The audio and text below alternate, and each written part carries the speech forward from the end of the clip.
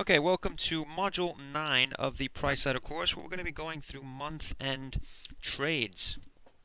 So looking at month-end trades. So this is, I'd say, some sort of a specialty at Futex, and it's probably taken me and a lot of the other traders quite some time to hone it and make it something of our own, make it a strategy that we're quite proud of and we trade very well. It does take time if you're a novice trader to get a hang of this. It's not something you just learn overnight, but over time, I've looked at the market reactions and tried to kind of get it all together.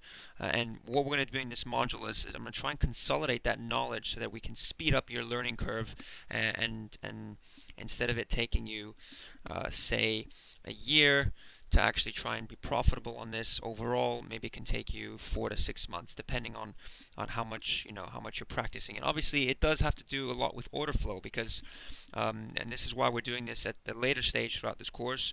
You've learned a lot of the order flow that we've talked about. Um, Month ends is purely order flow driven trades. Even though we do look somewhat at the structures of the market, 98% of what we're doing is on the order book. So what we're going to be covering right now is specifically what we see in the bond space first. Then we'll look at some of the equities. And we're going to keep the scope to just the bonds and the equities for now, which are the main ones. Maybe hopefully in the future we can add in a few other markets like the FX and the commodities. But we'll cover just the bonds and the equities for now, just so we can build a basis for that first. So what we're going to talk about now is something called bond month-end extensions. So at this point, you're probably asking, well, what are month-end extensions? Well, to try and put this simply, if you're an institutional investor and you've invested in a certain bond portfolio or an index that tracks certain bonds, bonds are continuously maturing and there's coupon payments, and so what happens with the index is as you move along throughout the month, certain bonds fall out of that index, and it's if at the beginning of the month you had a 5-year index, by the end of the month you have 4.9 something, so you've lost a bit of that duration per se. So I'm not going to try and go through all the intricacies of this, but just what you have to understand is at the end of the month, basically institutional investors have to rebalance their portfolio to make sure that they have what it says on the tin, which is, let's say, a 5-year index of German and Spanish bonds, whatever it may be. If that index is tracking these things, these certain bonds, they have to make sure it's rebalanced and it is following that index. So at the end of the month, there's always buying in the bonds. It's just a matter of how much. How much has the duration gone down, and how much does it have to equivalently, how much do these institutions have to equivalently buy to make up for that? So we get sort of from the banks like Barclays, City Index, they'll come to us and say, okay, well, this is how much.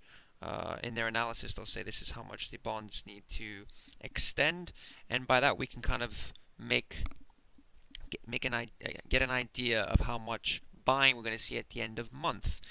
So as you can see from what I just explained, we're looking for buy side opportunities or buy side order flow slash opportunities. And that's really the crux of what month-end extensions are.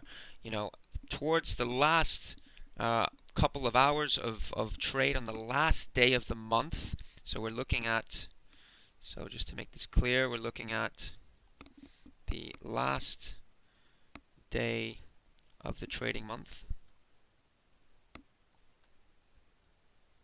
So that would be, let's say, the 30th. It's usually the 30th or 31st, depending depending if there's a weekend in between or not. So whatever that last trading day of the month is, that's where we're looking to trade these month-end flows. And it's usually, we're looking at it for the bonds, we're looking at it within the last hour of trade. Now, this is very broad right now. I can understand when we go through the practical examples, I'll actually dig a little deeper into each of the markets and their characteristics of the trade. But just know we're looking at usually between the last hour in the bond markets and the last trading day of the month for buying opportunities, because institutional investors are having to rebalance their portfolios. All right, let's move on. In the next video, we'll look at the equity indices.